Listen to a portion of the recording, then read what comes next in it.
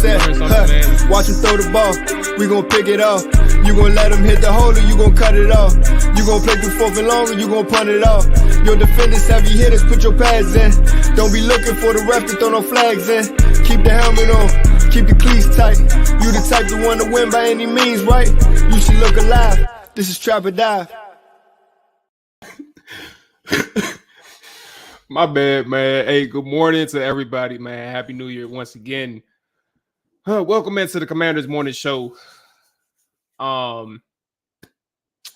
Yeah, first off, let me get my music going. My bad. Y'all caught me laughing. So I had joined. I don't know what I was looking at just now, actually, but I saw the what's the dude name? Major Tutty, the Commanders' new mascot, and I was just thinking about the fact that Washington, like, where you kind of honor somebody, right, of years past, and you underperform or fail to deliver in a big spot for everybody that you invited to the stands, and things just went wrong, and you debut your mascot in a game in which, you know, like, how does a mascot even cheer for anything that's going on in the game? Like, how does that mascot get introduced to the fan base in such a terrible time where they're not looking good at all on the field against a team that clearly wasn't that good in some aspects, right? And that offense in Carson Wentz wasn't able to take advantage of it defensively, and then you had Deshaun Watson, you know, who we talked about. Like, I mean, he really just caught fire at the end of the game, meaning like the second half, because I think the game essentially, I don't want to say it was over after that Amari Cooper touchdown, like when they broke the game wide open, but like, you just kind of knew the type of day that wasn't really, you know, you wasn't hoping for. Like, you wasn't shooting for this type of outing in such a spot. And I think that second half really, you know, broke the game wide open when they took the lead. Like, it was going to be hard for them to come back at that point. It really was. But anyway, let's get the administrative item out of the way. Appreciate everybody checking in live. If you are watching YouTube, make sure you hit that like button. Make sure you hit the subscribe button if you are new.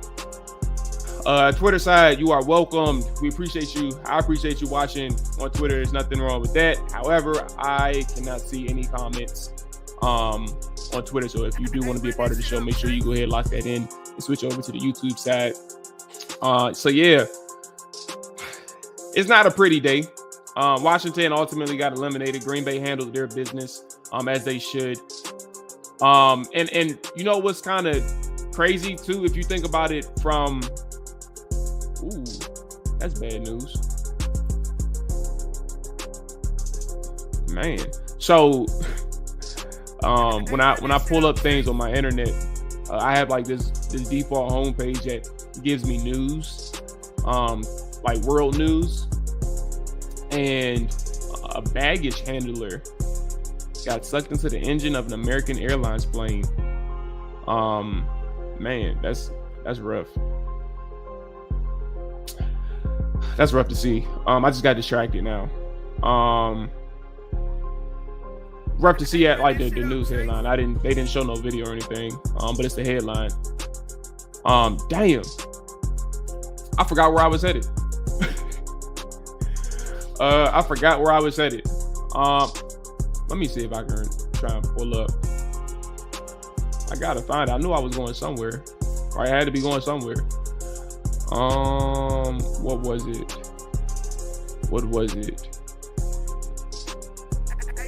Oh well. All right. So the season. Oh, that's what it was. Yeah. So the teams that handle business in week 17, right?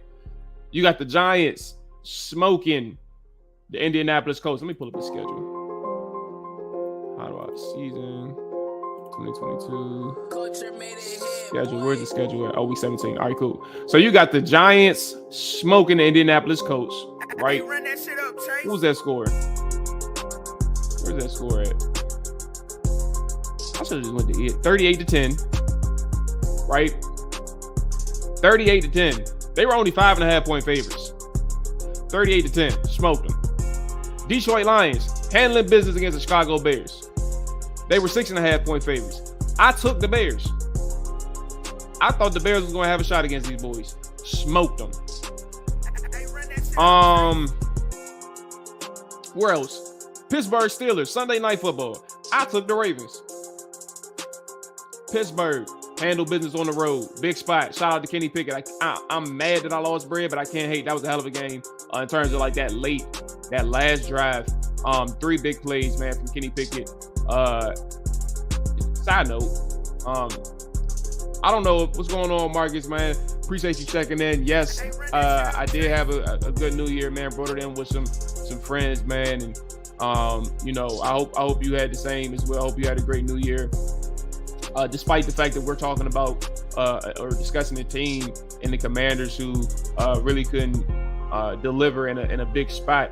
Going back to the Steelers right now, right? And Kenny Pickett. Shout out to Pittsburgh and shout out to Mike Tomlin for what he's been able to do with Kenny Pickett. Like in terms of his confidence, I don't know if you all notice it when you all watch Pittsburgh games. I don't watch a ton of Pittsburgh games, but lately because of, you know, late season, right? Playoff push, right? They've been getting a lot of primetime slots, a lot of big spots. So I've been able to see them. And I remember a game against, no, let me pull up the schedule because I don't remember what game it was. But they lost. It was a bad game. It may have been the Philly game. They lost 35-13, right? Pittsburgh was 2-6. And let me double check. I think that was the game. He got smoked. Was Kenny Pickett playing? Yeah. 25-38, sacked 6 times, 1 interception, right? And I want to say it may have been 38-3 as well. I don't know. But I specifically remember them walking off the field, right? And Kenny Pickett and Mike Tomlin was walking together and they were mic'd up. Or Mike Tomlin was mic'd up.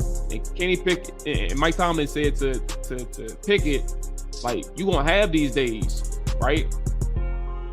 You gonna have these days. Like, it's okay to go through this. It's okay to understand that, you know, you didn't have it today. Encouraging words right after a loss, right? And this ain't got nothing to do with Washington, by the way. But encouraging words after a loss where, you know, this quarterback, right, is supposed to be my franchise quarterback. I need to make sure that he is mentally prepared for these type of days where things ain't going your way, but we will continue to work with you. We will continue to stand by your side when you're healthy, right? And when you're able to play on this field, because we're rocking with you, we're going to keep developing you. We're going to make sure that everything around you is working as good as it possibly can. Specifically the running game, right? Specifically that offensive line, right? And we'll trust that you are going to take the next steps from an individual standpoint as a passer and as a student of the game to become that franchise quarterback that we're hoping for. So to see that moment last night, again, I had Baltimore and I guess that was, I mean, for a second, 10-point lead, I thought I was money. And then that comeback happened. But my point in saying that is, like, seeing that moment for Kenny Pickett is actually a culmination of that conversation that I remember, and obviously everything in between that I'm not aware of. So seeing that from their first round pick, the only first round quarterback that was selected in 2022, seeing that moment was like, damn, like, in the biggest rivalry, like one of the biggest rivalries in the NFL, you stake your claim on the road in this rivalry as a rookie. 3 big time throws on that last drive, bro. I was so mad. But that was good to see. And I initially brought up Kenny Pickett too, Actually, a side note, I don't even think I finished talking about people who handle business. Jacksonville Jaguars on the road handle business. No letdown spot for them. Let me get back to Pickett for a second. Tampa Bay Buccaneers. They trailed 10-0 at one point, and I think trailed 10 twice. Ended up coming back, winning, handling them business, 30-24. Brady's probably back in the playoffs now. Seattle Seahawks at home handled business. I talked about Green Bay, right? Smoked the Vikings. Handled business. Chargers handled business. Niners continuing to push for that 2 seed, right? Handled business. I don't think they're going to get the 2 seed now that I think about it, because Dallas and Philly are probably going to be 1 or 2. No. They might be 2. But you get my point, right? Everybody handled business except for the Eagles. They lost against the Saints at home. They had a backup quarterback in, though. The Philadelphia Eagles did. But where am I getting at? Washington Commanders. There's only one team, really, who didn't handle business. That was them. Washington didn't handle business. And I guess in a sense, Baltimore didn't, because they're battling for a division title with the Cincinnati Bengals. So losing in that spot is big, but they also had a backup quarterback, right? So it is what it is. There's a lot to really digest there. But Washington just didn't handle business. And back to that Kenny Pickett thing, I guess when you look at quarterback situations in the draft, Kenny Pickett was drafted later than Jahan Dotson. I was going to pose the question, would you have considered Kenny Pickett in hindsight now? I'm not saying in the moment. In hindsight, would you have considered Kenny Pickett if you had a chance between him and Jahan Dotson? Would you take Jahan or would you take Kenny? Where are y'all at with that one, man? All right, let me go and check in with the comments, man. What's going on, Hawk? Yes, the team yesterday was ass. Shout out to all the morning trappers for coming through, though, and chopping it up with Trapper Dive. The Ravens less had, and they did. 10-point lead, should have won. What's going on, Richie? Good morning, man. He said, yeah, he was. Please talk about the terrible game, bro. I need to laugh. Blessings. What's going on, Mike, man? Appreciate you coming through. I had a feeling this was going to turn around. The way Brock Purdy is playing, he is Mr. Irrelevant. You have to have the right coaches and organizations to develop them, in which we don't. Yeah. Side note, too. Another side note, and we'll get into the game. My bad. Did y'all see that game? Bro, Josh McDaniels and DeMeco Ryans. Bro, that was one of the best. That was one of the best X's and O's battle I have seen all year. I don't know if y'all peeped, bro. Like, the Niners defense, they allowed what was the number? This is the wrong week. I'm tripping. I'm like, why is that? 30, they allowed 34 points. But even in those 34 points that they allowed, bro, those were some hard-earned 34 points from a standpoint of Stidham was battling pressure all day. He navigated the pressure well, right? But downfield, you had McDaniels dotting DeMeco Ryans up. DeMeco Ryans handled the trenches, but then you had a quarterback who could navigate the pressure that they were sending. It was a battle, bruh. And I was so out, bruh. It was one of the best games of the season. And then Devontae Adams went off, bruh. Like, that was crazy to see. And then obviously DeMeco, I brought it up because, like, DeMeco ultimately won the matchup with having one of the best players on the field, and Nick Bosa essentially ended the game, forcing a bad throw or a sailed or pop-up essentially that was intercepted and returned for a game-winning field goal, essentially. That was a great game, bro. And that was great defense in a game that allowed, over 70 points. I think my math is right. 71, I think. The media got to ask those hard-nosed questions. All right, let's go get into the game. That was around the league conversation. Washington sucks. And it sucks to say that they suck, but Washington sucks. where do you even start? Like, let me go through the comments. I think that's the best thing. Yeah, starts in the trenches. Jay, appreciate everybody checking out. What's going on, Kev? I see you. Jonathan Allen being hurt against the. I don't even like. Do we even talk about the game? Yeah, we do talk about the game. Yes, we're not gonna go macro to start things off. Jonathan Allen being hurt later in the game, hurt Washington up front. But to see Nick Chubb run through so many arm tackles, David Mayo is solid in run defense, right? And he was getting Nick Chubb was running through him like he was a toddler. Like he was one of those. David Mayo was like you seen the recent videos of like the parents going head up in the Oklahoma drills against their kids. That was David Mayo. David Mayo was the kid in the Oklahoma drill, and Nick Chubb was the adult running through his ass. That's what that was. But he ran through that defense, man. He was like, when you think about how strong Brian Robinson is, Nick Chubb is like 10 times stronger and like 5 times faster than Brian Robinson. Run that shit up, Chase. Both solid backs, but Nick Chubb is like 2 tiers above Brian Robinson. And I hope that Brian Robinson can get there one day. But you kind of see like the problem that he is. But outside of that, like the fact that he was just breaking tackles is just one thing. These guys dropped the ball defensively, and for what it's worth, and I'm gonna get to the offense. Obviously, we can't avoid the offense, right? But for what it's worth,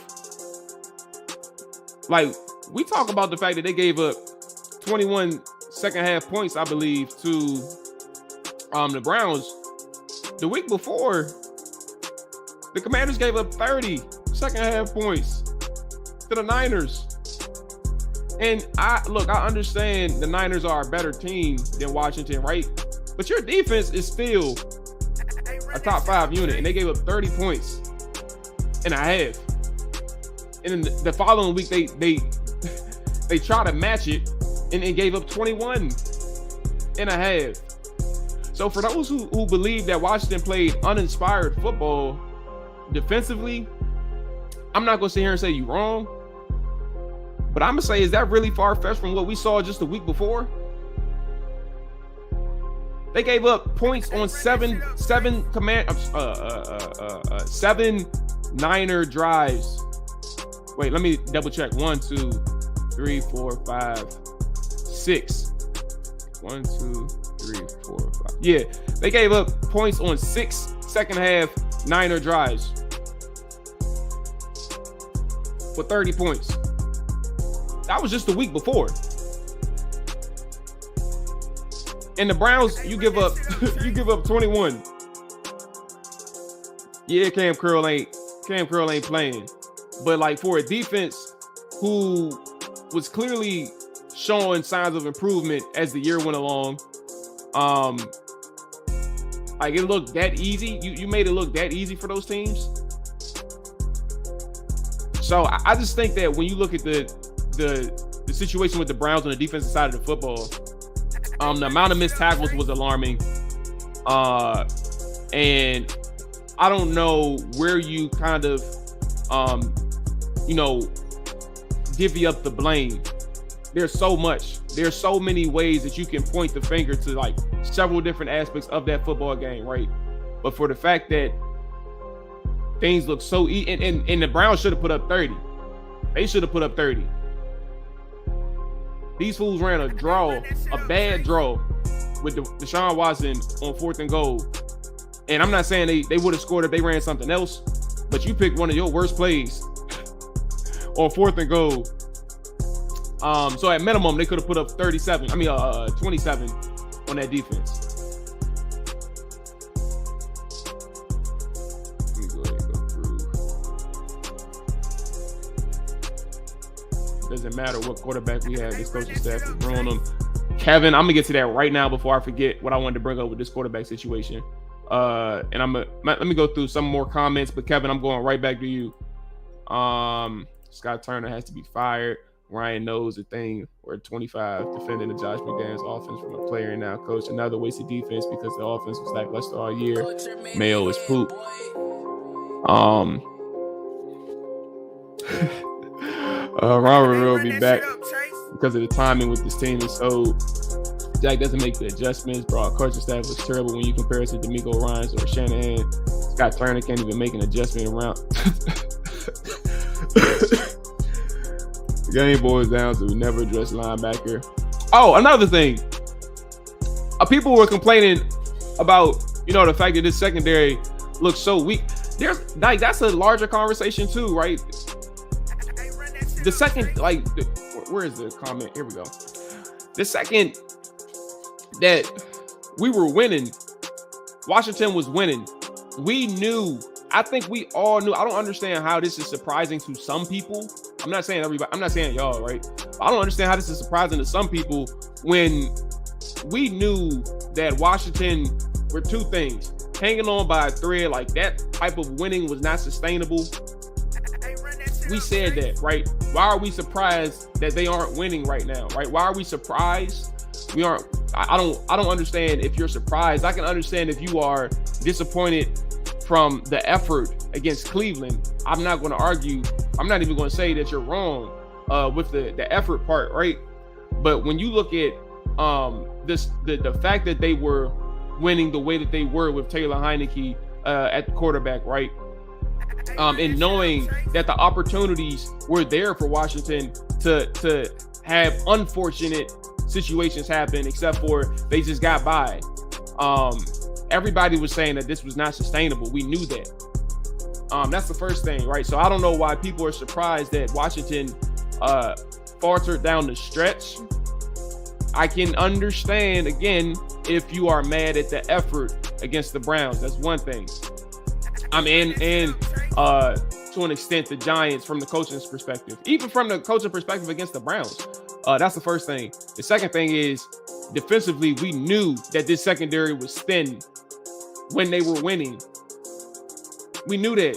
Benjamin St-Juste was a huge reason why Washington was successful. Obviously, Cam Curl was too. But when you have those two people out, when the secondary is already thin, what do you expect is going to happen when they're both out? Now, my point in saying that is not that Washington should be getting gashed and like people should be running wide open all of the time. That's not acceptable, right?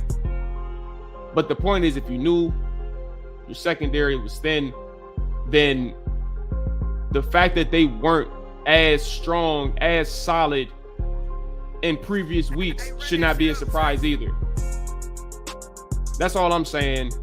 Defensively, like they were thin. Linebackers, when you have Bostic and Cam Curl and Cole Holcomb out, it catches up to you.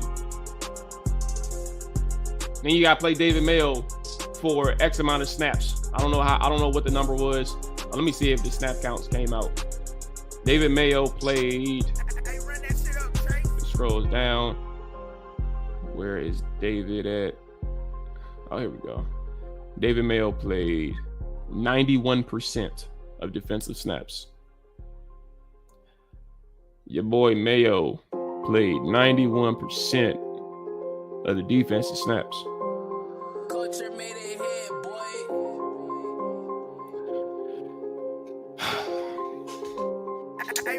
Doesn't matter that what QB we have, this coaching staff would ruin them.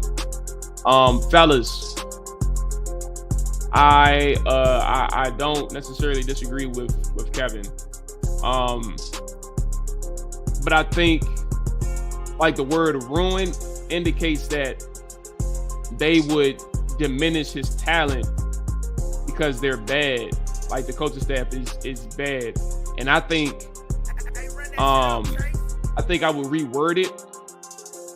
I don't think that the coaching staff would be capable of developing them that quarterback. Like if they will have to find a Cam Newton. Like they will have to find that transcendent talent at quarterback that is coach proof. Right? That's what I mean. Like you need to find that talent that is coach proof. How many? I'm asking a serious question here. How many offensive coordinators did Ron Rivera go through in his time in Carolina? If anybody knows, like how many offensive coordinators did he go through? Because for 6-7 years, Cam Newton was that guy. And it didn't matter who the coordinator was. It didn't matter who the head coach was. So, Kevin, I don't think a coaching staff would ruin the quarterback, but I think that they aren't capable of developing a quarterback that needs that time. Like, think about if you all were in here earlier about that conversation that I had about Kenny Pickett and how Mike Tomlin is handling him in certain situations throughout the season. I don't think Rivera and them would be capable of doing that, like developing and having those important lessons learned and things like that, right? And making sure that they progress in certain areas of their game, and also asking. I'm assuming, but I guess I'll stop there because I don't want to assume something that I don't have insight on. I was going to talk about some film room stuff. That doesn't matter. But Kevin, when you think about that defense, when you talk about quarterback, right? They have already failed in identifying talent in that spot. The evaluation has been bad. Taylor Heineke fell into their lap in terms of like what he can provide to an offense, right? Taylor Heineke fell into their lap in a sense of he was an emergency guy, wasn't expected to do anything, and he provides a spark and is kept around, and that spark has continued to this point. Right? If you think about how they played offensively against the Browns, they didn't like. I was trying to find out like the words to describe what I was seeing. There's a reason why I didn't even take that many notes during the game, but I was trying to find a word to describe what I was seeing. 'Cause I'm like, yo, what am I witnessing from like the vibe? What is the vibe around this offense? Because it seemed as if like I didn't see a lot of morale, like a high morale on the field after making plays or anything like that. It was just bad, like or nonchalant is the word. Nonchalant. Jahan Dotson had 2 drops. Hey, run that shit up, what else? Terry McLaurin only had 2 receptions, but like he wasn't even like he was just going through the motions. It felt like Brian Robinson. I thought he was the best player on the field offensively for the Commanders. He's always been quiet, but you know I ain't seen no juice from him. Like, they were just going through the motions, it felt like, offensively. And it doesn't help when Carson Wentz is sailing. Doesn't help when Carson Wentz is sailing passes to your running back in the flat. So about this coaching staff, man, to close that one, Kev, I just don't think that they'll be able to develop rookies who need that moment. They need to look up on a transition talent. I always say this, like Rivera needs to find his Vince Young.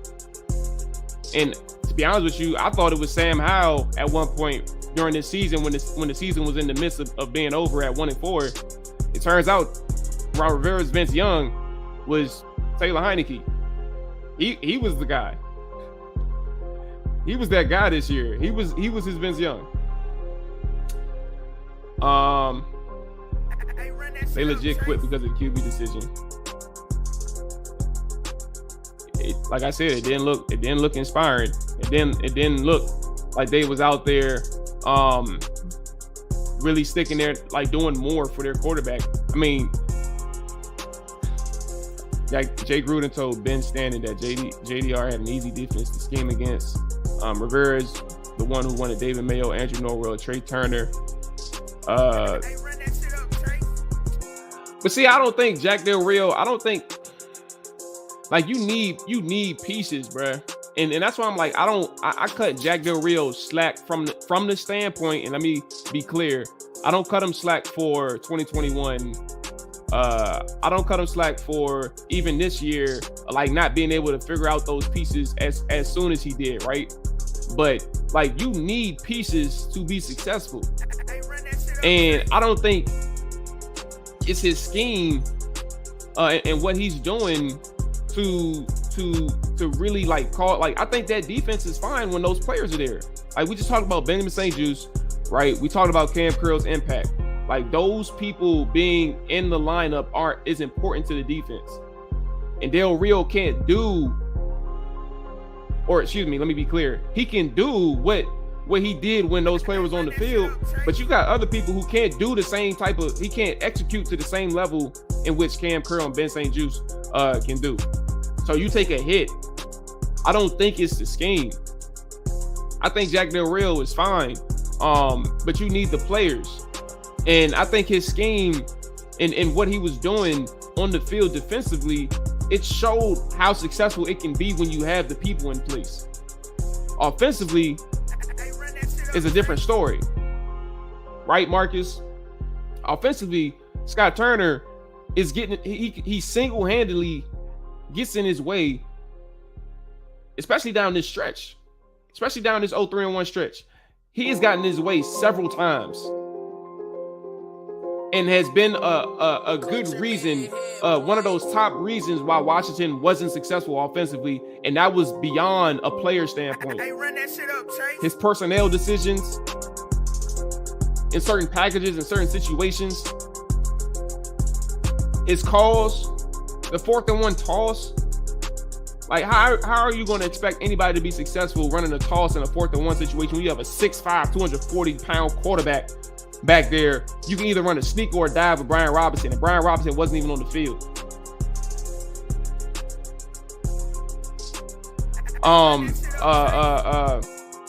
His protection schemes against pressures, against zero pressures, against cover one pressures, like how like in terms of, and on top of that, your long developing plays in those 3rd down situations against the 6-man pressures, the cover one pressures, cover zero. Like, how are you not prepared for a team in the New York Giants? You played back-to-back weeks, and then you had similar instances throughout the season: Philadelphia, Detroit, Chicago to an extent, and the other team, I always forget their name. I forgot who it was that I was thinking of.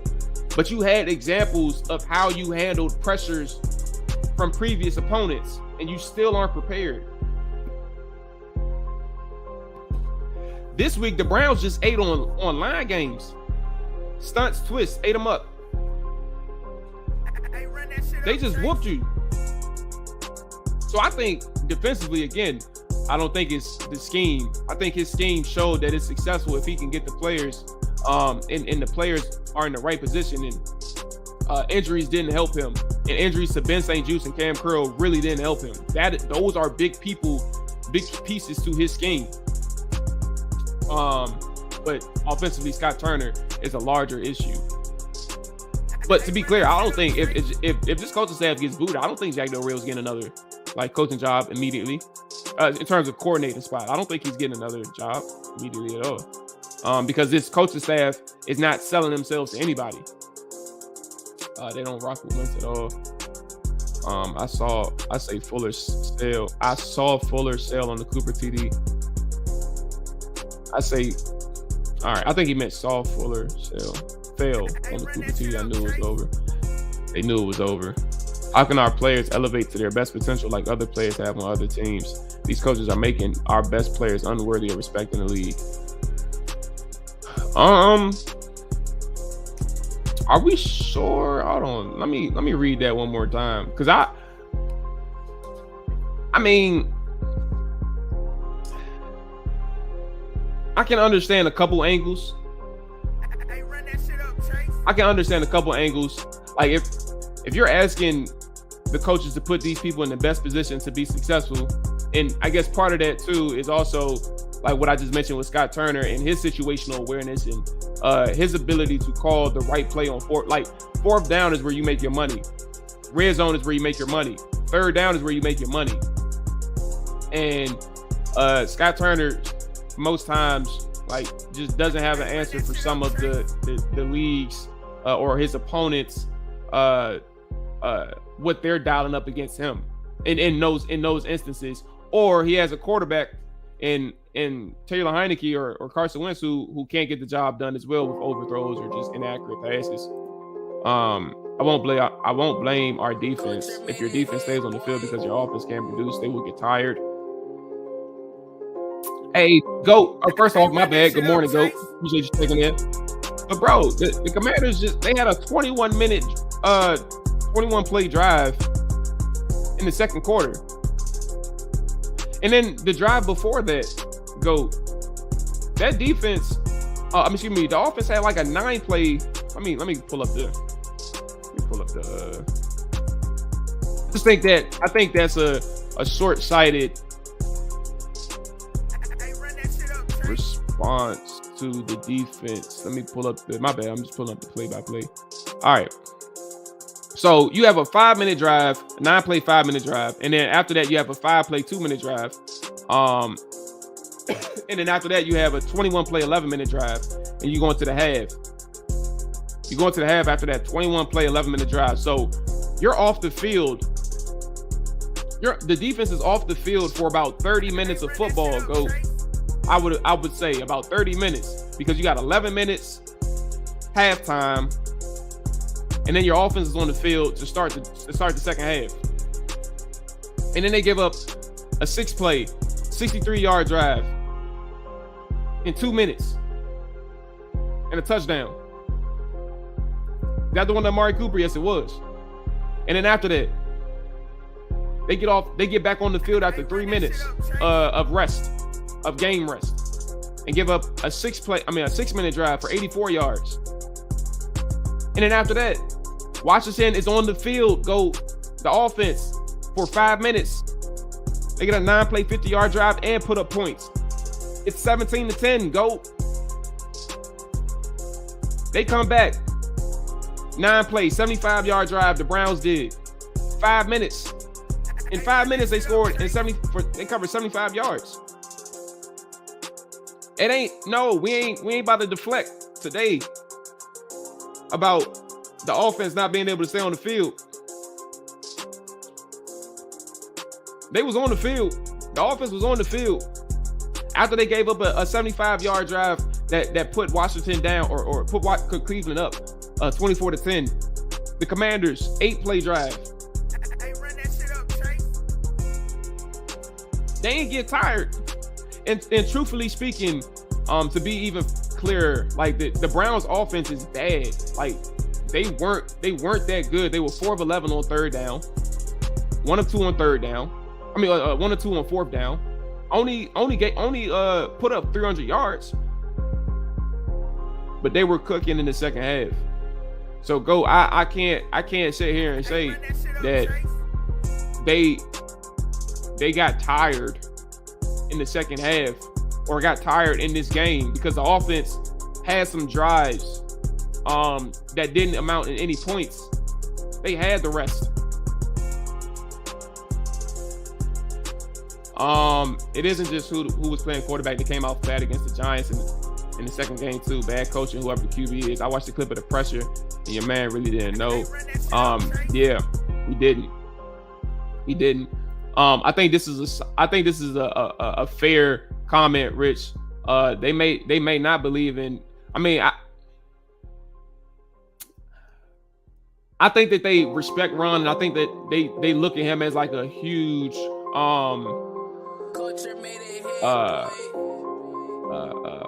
role model, I guess, in a very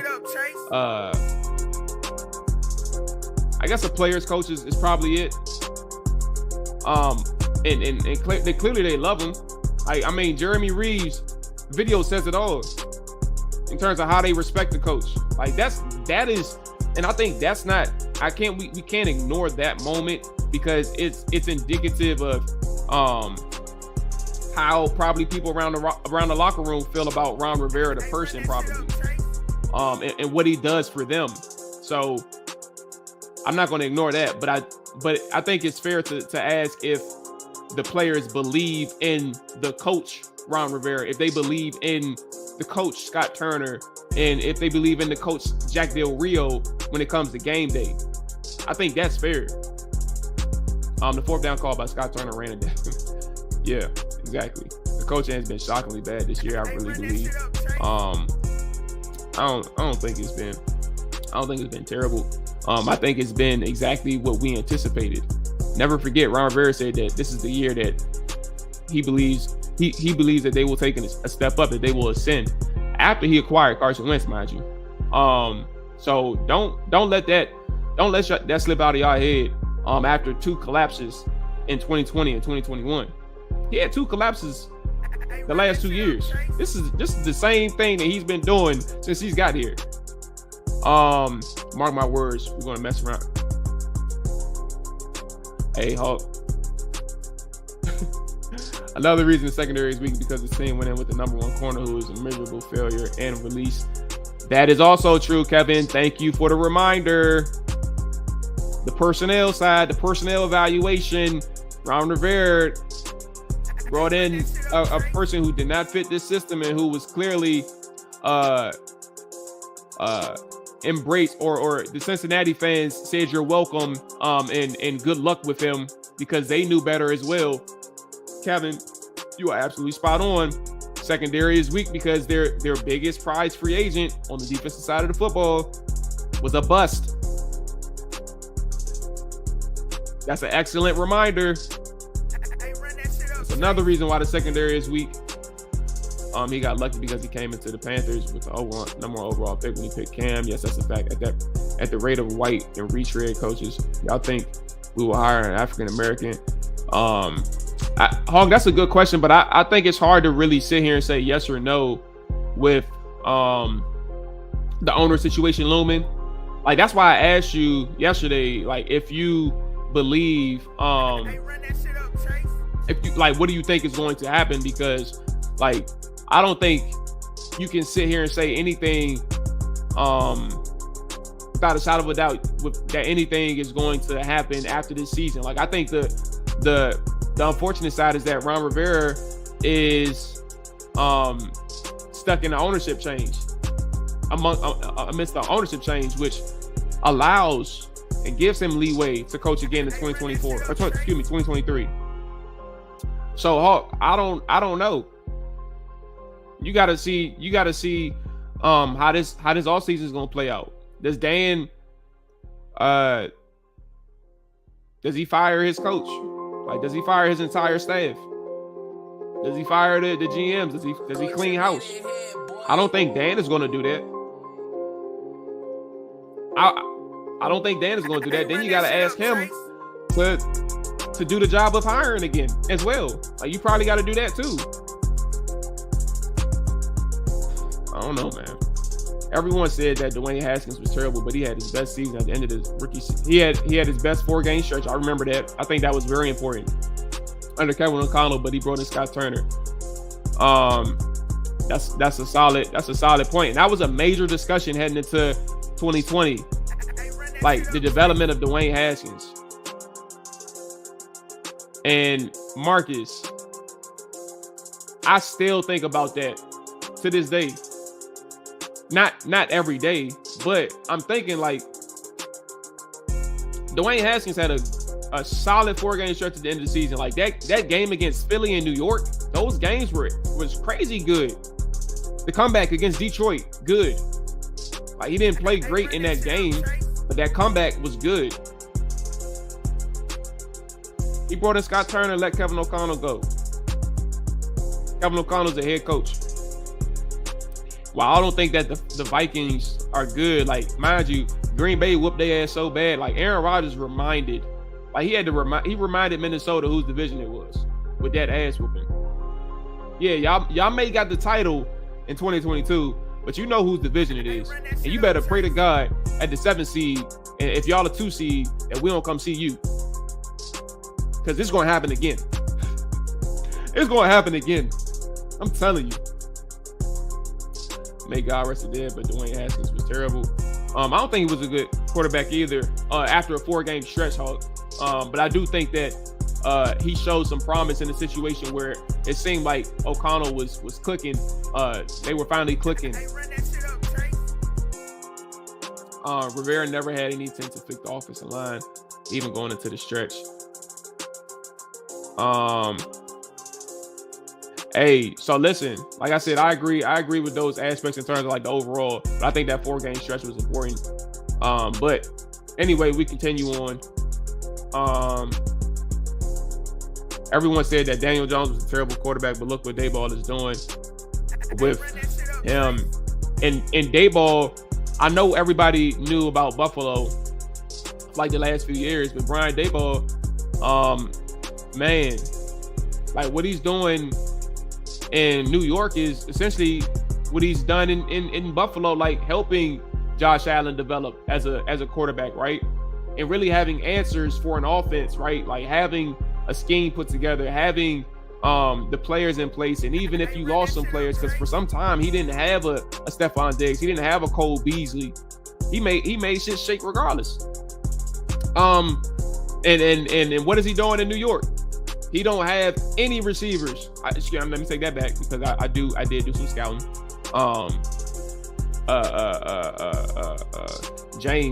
Richie James, he's a very good receiver.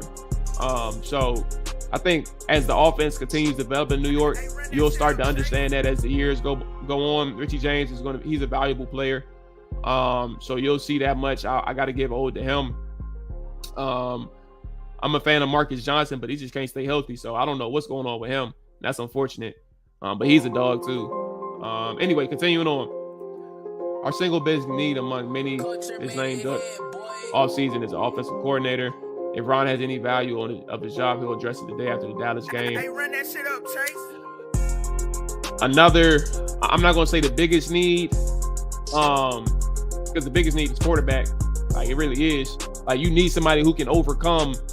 First off, are we even, that's another thing, Kevin, I wanted to get to. Are we even confident at this point that Rivera is going to be able to draw in or bring in the right talent on that offense from the quarterback standpoint? Do we have faith in that? Because his evaluation in these past 2 years has really dropped the ball. Sure, we knew the big fish that he was going for, Matt Stafford last year, Russell Wilson this year. And he went 0 for 2. Russell Wilson, Carson Wentz. What is this going to be? He's going to have another offseason. Unless a miracle happens and ownership is transferred before March and the owner says, I'm cleaning house because I know I'm following this situation in Washington. I needed to know who my personnel, who my coaching staff is, and I know that Ron Rivera isn't going to be able to get the job done. But are we even confident that Ron Rivera can identify the right quarterback for this team? As a fan watching the game, I see it's come to the line. Offense, defense loaded up for the run.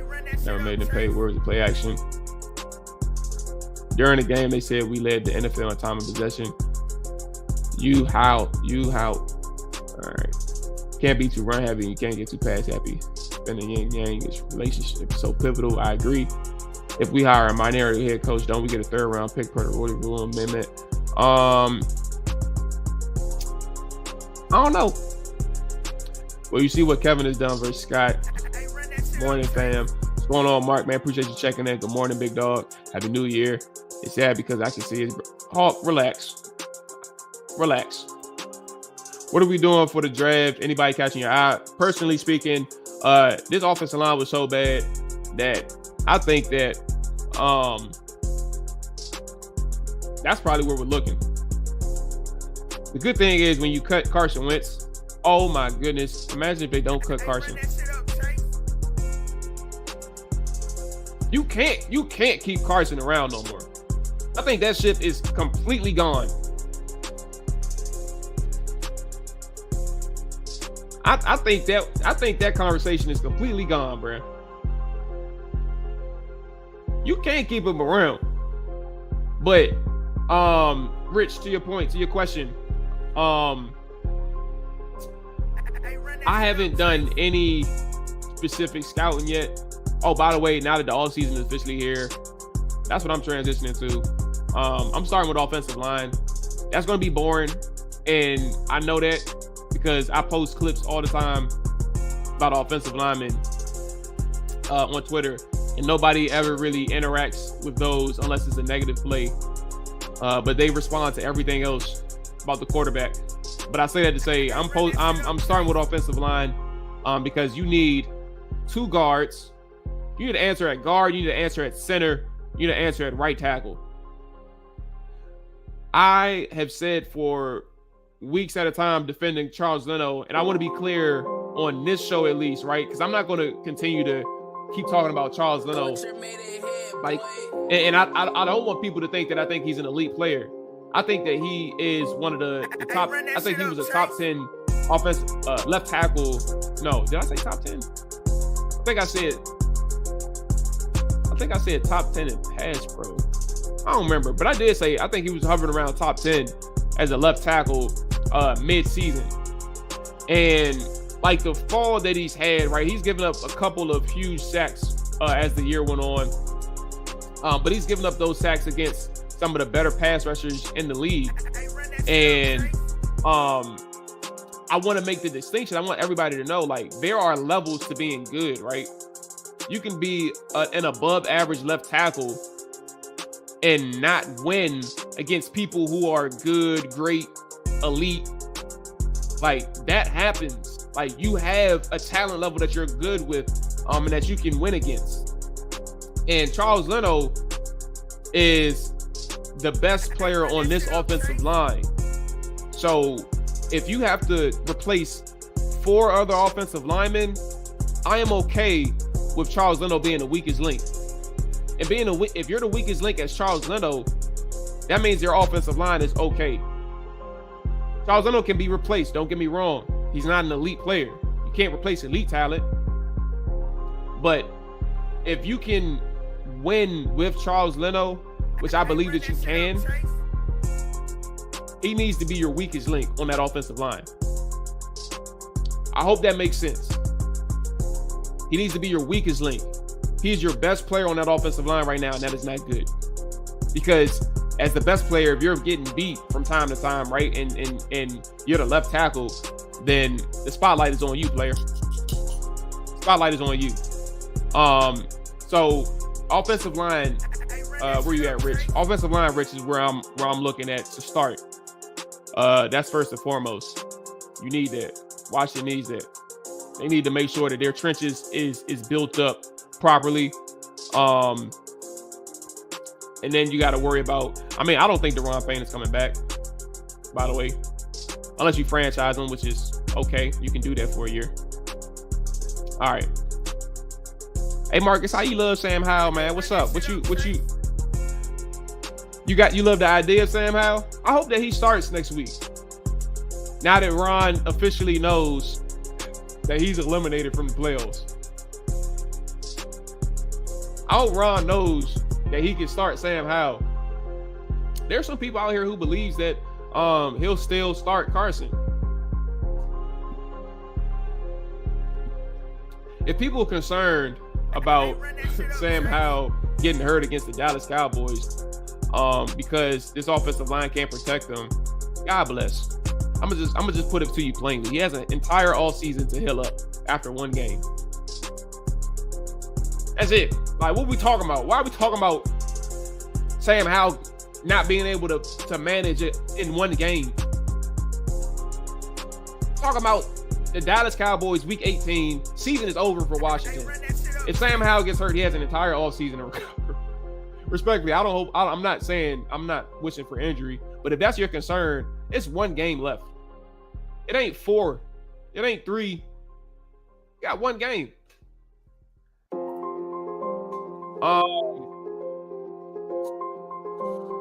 Yeah, you definitely got to restructure. But to my point, when I mentioned Carson Wentz and I got distracted, you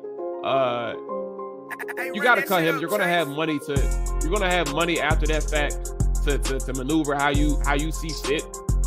I just think all of these conversations are just I don't want to make it sound like it's pointless, right? We're talking, it's important. Like, we're having the discussion right now, right? It's important. But I think what really hurts is the fact that you don't fully know if Ron Rivera is going to be here. And then there's a high likelihood that he's going to be coaching a lame duck season in 2023. 2023. I got to get used to that now.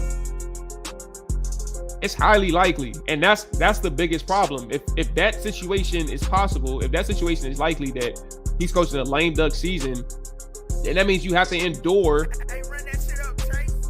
an offseason full of Ron Rivera's decisions, where his decisions are going to be marked and stamped on the Commanders for at least the next 3 seasons. Like, whatever decisions that he makes, like, they're going to be lasting decisions. I watched him in college. I thought Kenny Pickett, Malik Willis, they have the tools to be franchise quarterbacks. They need development. Fair enough, man. I was just messing with you, by the way. I only said that because like, the love word is important. It's like I thought that you were sold on Sam Howell. Not to say that you can or can't, just saying I thought you were sold on Sam Howell. So that's kind of where I was getting at. All right, so hey, chat, talk to me, man. Talk to me. With the season officially over, obviously one game left to play, the season officially over being from a playoff standpoint, one thing on your mind with the Commanders in terms of next steps, immediate next steps. Talk to me. What is that one thing? I know we all have a lot. But what is that one thing that's on your mind for the next step for the Washington Commanders?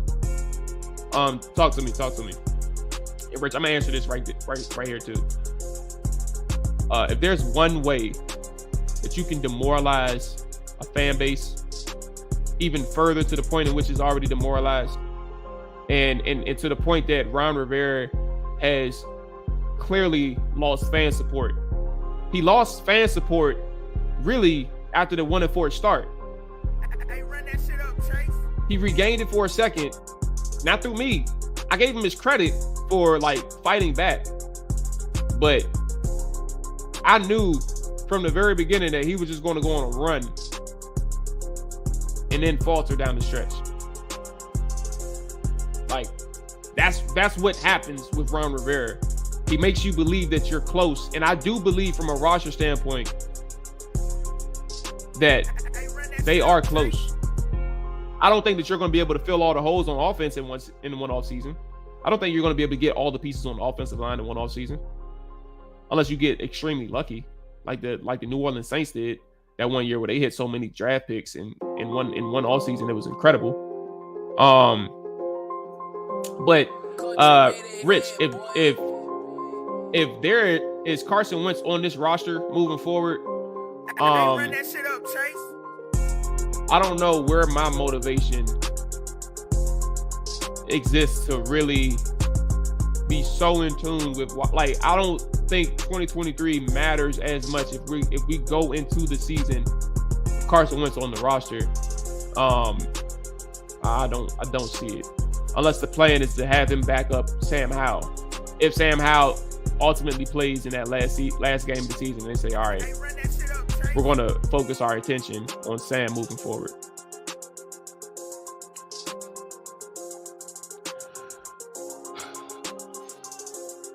If there was one thing for me in terms of next steps, and I'm gonna draw this out a little bit because I have to assume right now, just given the timeline and how from an objective standpoint, Rivera will likely be here in 2023. I'm assuming that in my one thing, right? If there's one thing that has to happen in terms of next steps, it is to evaluate Scott Turner. Like, what is I have said time and time again, I want Scott Turner to run the football I want Scott Turner to utilize his running backs. And in our biggest moments, Scott Turner got cute. Scott Turner dropped his quarterback too many times. Scott Turner didn't have an answer for countering pressures and blitz and zero blitzes. Scott Turner had a game where he didn't utilize Brian Robinson, where he was averaging nearly 7 yards a carry in one of the games, in one of the team's biggest moments. My next step, assuming that Rivera will be here, is making a move at offensive coordinator. But here comes an issue behind that, everybody. There's plenty of people who want Scott Turner gone, right? But with ownership changes looming, right? And Washington potentially entering a lame duck season, what coordinator is going to take a job with Ron Rivera, knowing that he may be out in a year?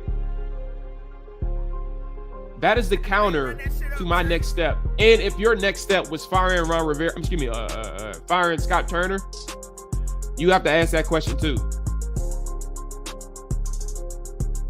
Is it worth it?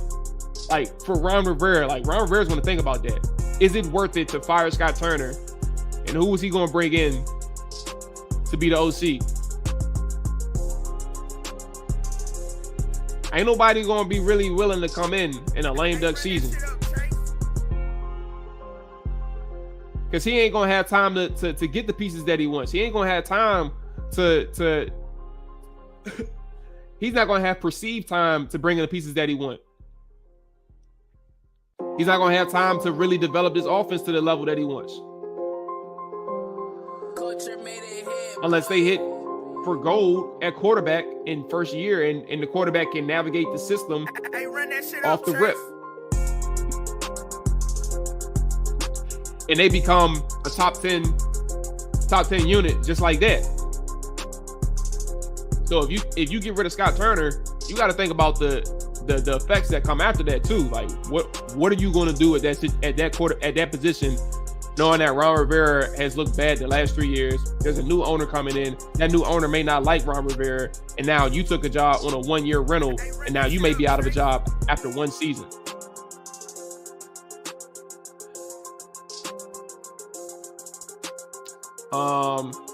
We had signed Williams, paid Wentz. Yes, it was terrible. And good morning to everybody that's just checking in. Make sure you hit the like button. Make sure you hit the subscribe button. We definitely appreciate it over here. Another thing to add to that conversation with Carson Wentz too. Yeah, like you bet on Carson, and First off, you bet on Carson after a game that really didn't warrant Heineke being benched. And I think that's kind of the conversation that we all talked about. I don't know if we all talked about it. Let me take that back. Because I wasn't here last week. I was sick, but we didn't have a full post-game show. But I guess if you listen to the Hogs Haven podcast, I had essentially said that they were really just waiting for that moment. Like those 2 turnovers, right? That Taylor Heineke had, one wasn't really on him, the fumble, but the interception was like a product of possible miscommunication. He threw it to a spot where he expected Brian Robinson to be. That wasn't like I'm throwing a wildly inaccurate pass that was intercepted. He threw it to the wrong spot. Either he threw it to the wrong spot or Brian Robinson was in the wrong spot. And he benches Taylor Heineke because he said he knew he needed to pass. So he put Wentz in the game.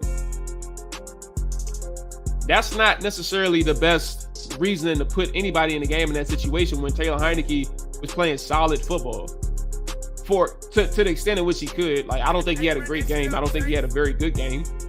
He was just being him without the mistakes.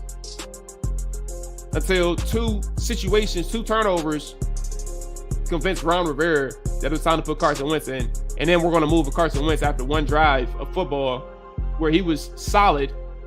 He was good. Where he was good against the Niners and put up points. And you thought that was the time to put Carson Wentz in and move forward, because that showed you that you thought that he learned from his mistakes. The interesting thing about this game against the Browns, Carson Wentz was quick in his decision making.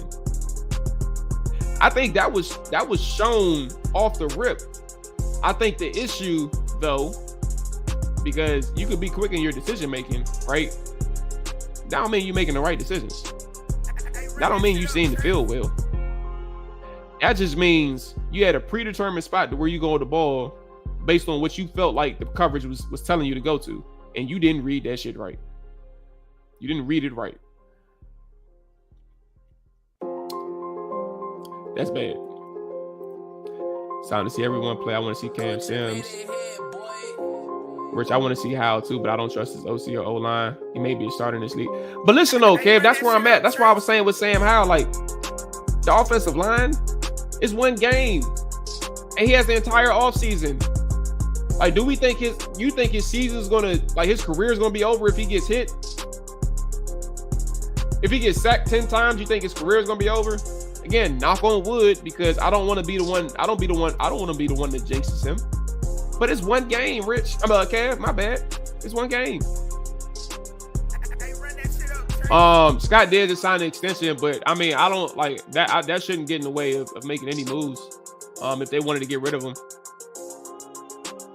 it's probably an out in his contract, or like the coach in itself. It's not like he signed a mega deal, unless Ron Rivera really gave him a mega deal, and that's gonna be a problem. Damn, Rich really didn't know. You like Ron Rivera, bro? He signed an extension. Yeah, that's right. He did sign an extension. After this last performance, all deals need to be off the table. AB Finley said that Ron wanted to bench Taylor after the first Giants game. I mean, truth be told, again, like I had mentioned, we had said this a long time, and I guess to respect the JP, because he cool, and I'm trying to get him on the show this week. I'm gonna try to get him on the show this week. Truth be told, Alex, again, I said respect to him, because he is a reporter, so he has obviously even more insight to this.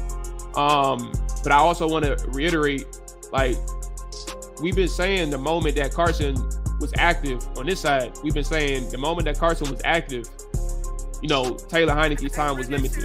Like, that was apparent. Like, I think we knew that. So he was going to be active that first Giants game, and he got sick. He's going to be the backup. And that would have gave Ron the opportunity after the bye week to fully evaluate Carson, and have him start in that Sunday night game. But again, Wentz got sick, so you couldn't use that bye week as an excuse. It's rough, man. And I don't want to continue on with everything right now. I guess we can have a little bit more structured morning shows moving forward now that we know the season is over. But and try to figure out, break things down from top to bottom, what the hell went wrong, what's needed, all these other things. And I guess when more information comes out too, again, it's just frustrating knowing that, in any other year where there isn't an ownership change looming, I think Ron is fired. I think he's fired even after the comment where he didn't know that he would be eliminated today, or he could be eliminated today, meaning Sunday. So now we just have to wait things out, figure out what's next. Still is one more game left to play, and I think this all really should be about Sam Howell. And I think that conversation is still worth talking about. So we're not going to fully move forward to the offseason just yet. But I think that We need to figure out what's going on with Sam Howell and have a conversation about that. Also talk about it when the game is over, assuming that he does play against Dallas. This is going to be a Dallas team that's fighting for something. So it's going to be a competitive football game regardless in terms from the Cowboys standpoint. They'll have something to play for, but they are also a good team. So it doesn't matter who's playing. But from a Commander standpoint, Sam Howell needs to see that work. Scott Turner's trash, Winston's trash. I'm tired of getting quarterback problems. Give a franchise quarterback. Hey, what's up, Mo? How does Ron not know the playoff picture? Clearly shows he's clueless. I said yesterday, Rich, what's going on, Rich? My bad. Good morning. And good morning to all the morning trappers just checking in. But yesterday, Rich, I said him not knowing is indicative of how prepared they were for this game. Like it shows how a team can go into a spot as big as that was against the Cleveland Browns and just really like lay a dud, like look uninspired, right? Look as if they had they were just going through the motions of a football game as if the season was over. The season wasn't over yet. And to be clear, like I had this conversation with other people too, just saying I didn't think that they kind of looked unprepared. I thought that this was the offense that we saw all season long. But I guess from an energy standpoint, I don't think the motivation was there. So, and I think that's a byproduct of Wentz's performance in the game early on. I think that was a byproduct of the fans really letting the players know, and Ron Rivera specifically, know how they feel about this decision. Like they were booing Carson Wentz in the first quarter, and booing is fine. I don't care about that. But they're booing Carson Wentz in the first quarter after the first two drives. But then they start chanting for Taylor Heineke. They start chanting for Heineke 2 different times. And the biggest one is during an injury timeout where Jonathan Allen is hurt. I didn't agree with that. I thought that was some asshole shit to do. Jonathan Allen's laying there hurt. And y'all are taking y'all time, taking this moment to chant Heineke's name in a game where the game wasn't over, right? I think it was only 3-0, and we're already over Carson Wentz, and we're gonna let the players and the coach know that we want Heineke after one quarter, while Jonathan Allen is hurt. I think I'm only clarifying because people really thought that they deserved to hear that. I don't mind the boos. I don't even mind the Heineke chant. If it was like second half, the game just got started. That's where I'm like, all right, bro, can we allow the game to unfold a little bit?